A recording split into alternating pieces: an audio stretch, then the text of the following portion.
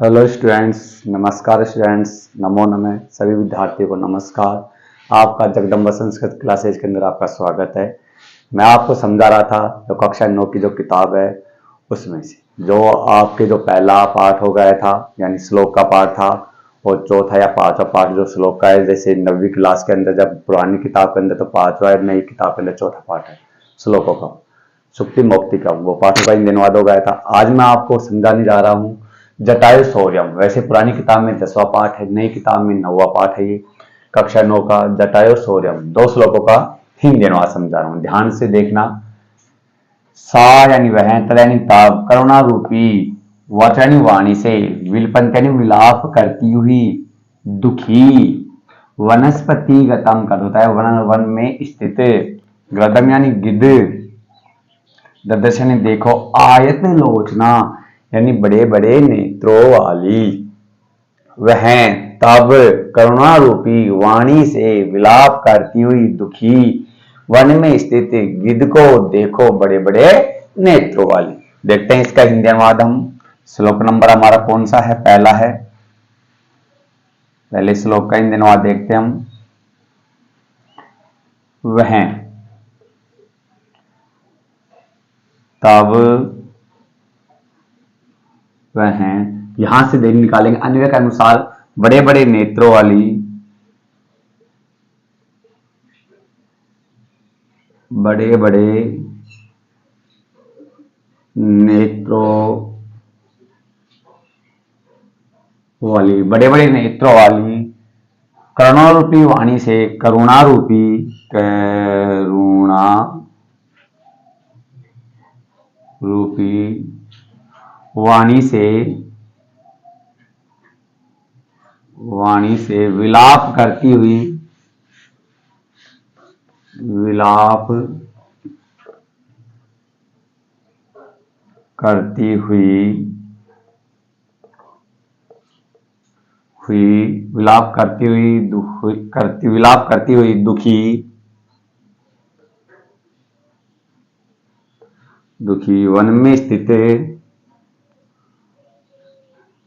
One में स्थित,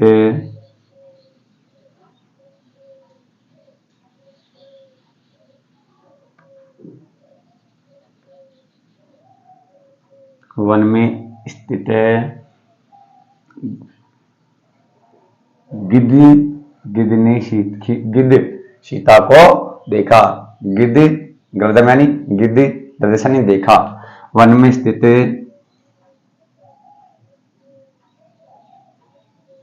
गिद्ध सीता को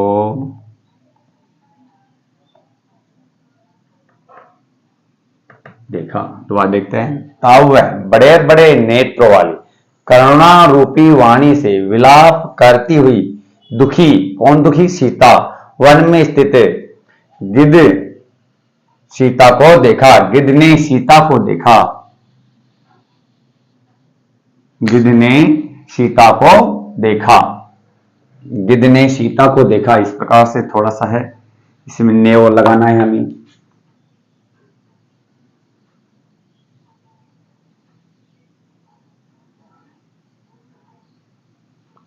गिद्ध ने सीता को देखा। वह तब करुणा रूपी वाणी से विलाप करती दुखी वन में स्थित गिद्ध ने दर्शन देखा, आयतन में बड़े बड़े नेत्रों वाली। तब वह बड़े बड़े नेत्रों वाली करुणा रूपी वाणी से विलाप करती दुखी वन में स्थित गिद्ध ने सीता को देखा। दूसरे श्लोक का अनुवाद देखते हैं। पहले श्लोक का अनुवाद हो गया।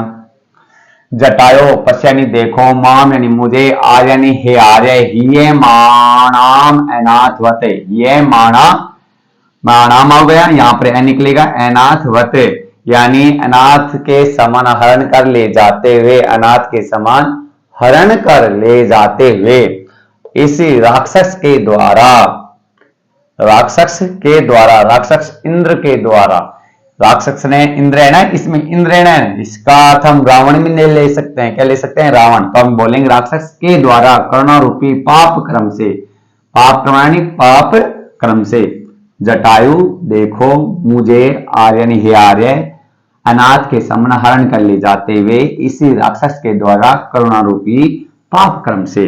तो इसका इंद्रमा देखते हैं कि हे आर्य,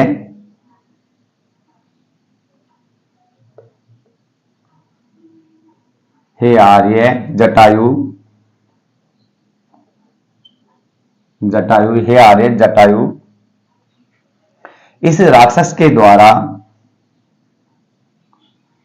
इस राक्षस के द्वारा पाप क्रम से,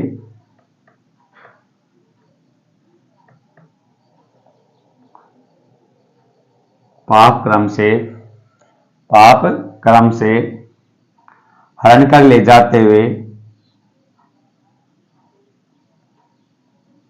हरण कर ले जाते हुए, हरण कर ले जाते हुए करुणा रूपी, करुणा रूपी, करुणा रूपी मुझे देखो, करुणा रूपी मुझे, मुझे किसे? सीता को। सीता कह रही है मुझे, सीता को मुझे देखो।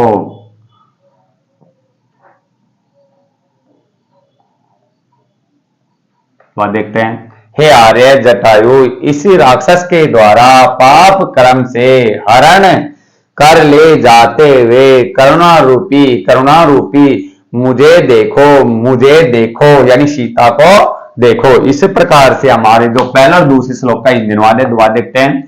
ताब वह बड़े बड़े नेत्रों वाली करुणा रूपी वाणी से विलाप करती हुई दुखी वन में स्थित गिद्ध ने सीता को देखा। दूसरा श्लोक, हे आर्य जटायु इस राक्षस के द्वारा पाप कर्म से हरण कर ले जाते हुए करुणा रूपी मुझे देखो। इनका अर्थ देखते हैं, शब्दों का अर्थ देखते हैं दोबारा से। हम किसी के याद नहीं है तो ध्यान से देखना। सयन वह तब करुणा रूपी वचन वाणी विलाप करती हुई दुखी, दुखी कौन थी? सीता। वन में स्थित गिद्ध दर्शन देखा। आयत बड़े बड़े नेत्रों वाली, आयत लोचना यानी लोचना यानी नेत्र होता है, तो बड़े बड़े नेत्रों वाली। जटायु पश्चिम देखो, माम यानी मुझे, आर्य इसमें आर्य निकल रहा है तो हे आर्य, हे माणाम अनाथवत हरण कर ले जाते हुए, अनाथ के समान या अनाथ के समान हरण कर ले जाते हुए इस राक्षस के द्वारा, यानी राक्षस कौन था? रावण था। करुणा रूपी पाप क्रम यानी पाप क्रम से। इस प्रकार से हमारे पहले दूसरे श्लोक का अनुवाद हो गया। ध्यान से पढ़ोगे तो जरूर याद होगा। ओके, इनको जरूर याद करना है आपको।